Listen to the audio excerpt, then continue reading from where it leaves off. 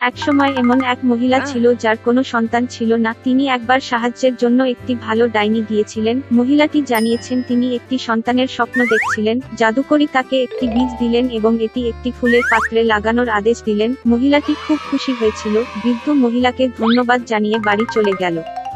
বাড়িতে তিনি একটি বীজ রোপণ করেছিলেন, জল সরবরাহ করেছিলেন এবং ধৈর্য ধরে অপেক্ষা করতে শুরু করেছিলেন। শীঘ্রই একটি টিউলিপের মতো একটি দুর্দান্ত বিস্ময়কর ফুল পাত্রের মধ্যে বেড়ে উঠল। এর পাপড়িগুলি খুললে ভিতরে একটি ছোট্ট মেয়ে ছিল। সে খুব ছোট ছিল, 1 ইঞ্চির বেশি ছিল না। অতএব মহিলা তাকে থাম্বলিনা বলে।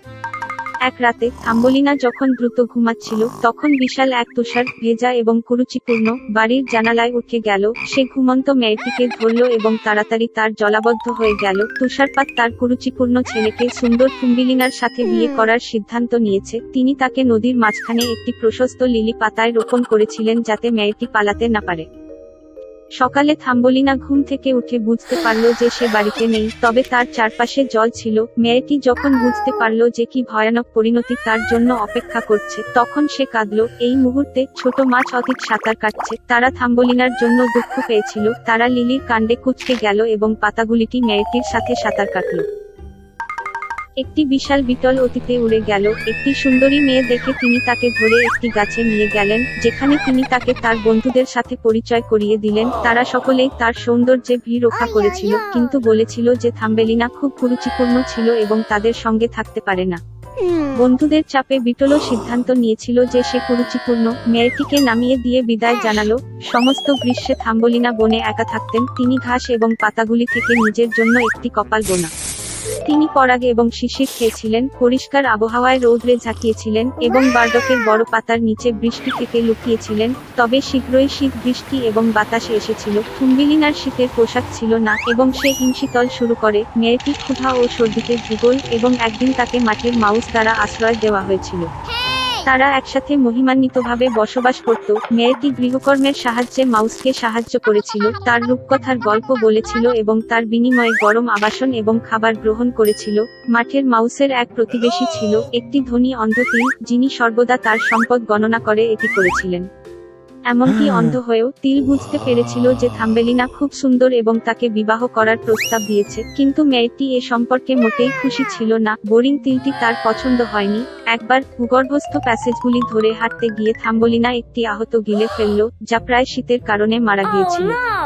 সমস্ত শীতকালে তিনি অসুস্থ পাখির যত্ন নেন এবং বসন্তের মধ্যে তিনি এটি নিরাময় করেছিলেন।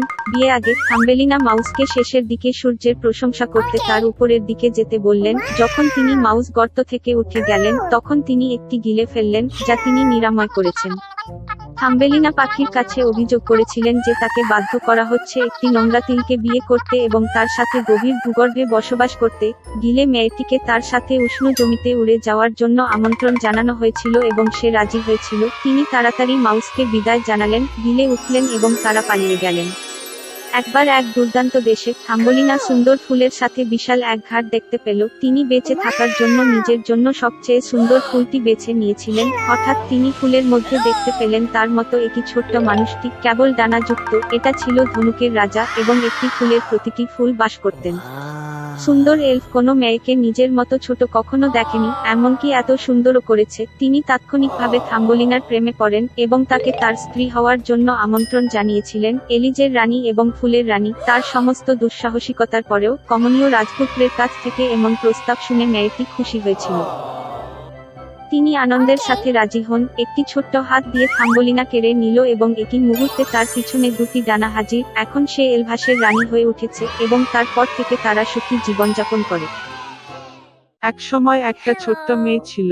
একবার তার ধনী বাবা একটি দুষ্ট সৎ মাকে বিয়ে করেছিলেন। তিনি তার 2 মেয়েকে নিয়ে বাড়িতে বসতি স্থাপন করেছিলেন। তাদের চেহারা সুন্দর এবং সাদা ছিল, তবে তাদের অন্তর ছিল দুষ্ট ও নিষ্ঠুর। এবং তারপরে দরিদ্র মেয়েটির জন্য একটি কঠিন সময় আসল। সকাল থেকে গভীর রাত অবধি তারা তাকে নোংরা কাজ করতে বাধ্য করেছিল।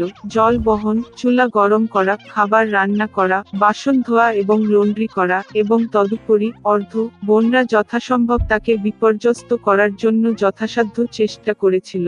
তারা তাকে বিদ্রূপ করেছিল। ছাইয়ের মধ্যে মটর এবং গম পোড় এলেছিল এবং তাকে বসে তাদের তুলে নিতে হয়েছিল।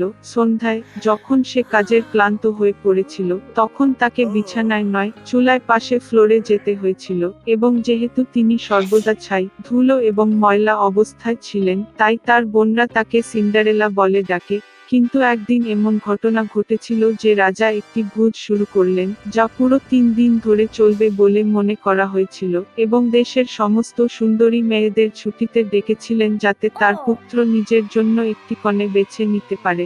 যখন নামকরণ করা 2 বোনরা জানতে পারল যে তারাও ভোজে আসতে পারে তখনই তারা তাৎক্ষণিকভাবে পোশাক পরতে শুরু করে। সিন্ডারেলাও নাচতে যেতে চেয়েছিল, তবে তার সৎ মা তাকে যেতে দেয়নি কারণ তার কোনো পোশাক বা জুতো ছিল না এবং সে নোংরা ছিল এবং তারপরে দুষ্ট সৎ মা ছাইতে 1 গামলা গম এলে দিয়েছিল এবং বলেছিল যে সিন্ডারেলা যদি এটি 2 ঘন্টার মধ্যে সংগ্রহ করে তবে সে তার বোনদের সাথে যেতে পারে। সিন্ডারেলা বাগানে গিয়ে কেঁদে ফেলল এবং তারপরে 2টি সাদা কবুতর উড়ে গেল। তারপরে বিভিন্ন পাখির পুরো ঝাঁক তারা ছাইয়ের নিচে নেড়েচেড়ে ফুঁকতে লাগলো এবং তাই তারা একটি পাত্রে সমস্ত দানা বেছে নিয়েছিল।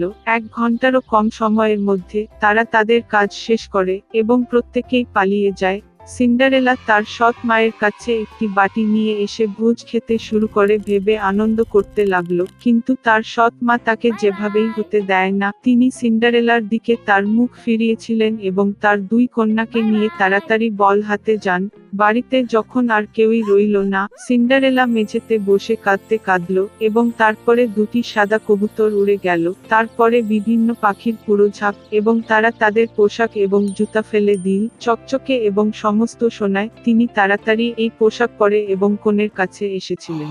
তারা তার সৎবধূ এবং সৎ মা দেখেছিল এবং ভেবেছিল এটি অবশ্যই কিছু অদ্ভুত রাজকন্যা হতে পারে। তিনি তার সোনার পোশাকে খুব সুন্দর ছিলেন। এটি তাদের কাছে কখনো ঘটেনি যে এটি সিন্ডারেলা। রাজকুমার তার সাথে দেখা করতে বেরিয়ে এল, তার হাত ধরল এবং তারা নাচতে লাগলো এবং সিন্ডারেলাকে তিনি এত পছন্দ করেছেন যে তিনি অন্য কোনো মেয়ের সাথে নাচতে চান না। তিনি সন্ধ্যা অবধি নাচলেন এবং বাড়ি ফিরে যেতে চেয়েছিলেন, কিন্তু রাজপুত্র তাকে দেখতে চেয়েছিল। তিনি জানতে চেয়েছিলেন কে এই সুন্দর মেয়েটি এবং তিনি কোথায় থাকেন, কিন্তু সিন্ডারেলা তার কাছ থেকে পালিয়ে দোপকোটে উঠে গেলেন। রাজকুমার কপোতিরকে ধ্বংস করার নির্দেশ দিয়েছিলেন, কিন্তু তাতে কেউ ছিল না এবং তার কাছাকাছি কোথাও তিনি তার সুন্দর অপরিচিত পাওয়া যায়নি। কেউ অনুমান করতে পারে না যে সিন্ডারেলাকে কবুতর দ্বারা উদ্ধার করা হয়েছিল যে তাকে বাড়িতে নিয়ে গেছে। রাজকুমার মন খারাপ করে মাথা নিচু করে প্রাসাদে গেল এবং হঠাৎ তিনি একটি জুতো দেখতে পেলেন।